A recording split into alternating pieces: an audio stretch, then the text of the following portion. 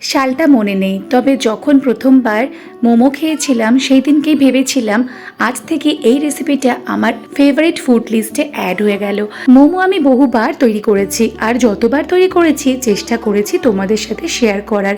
আজ তৈরি করছি ভেজ ফ্লাওয়ার মোমো রেসিপি। দেখতেই পেলে আমি একটা স্টাফিং তৈরি করে নিলাম। মন মতন সবজি দিয়ে তোমরা স্টাফিংটা তৈরি করতে পারো।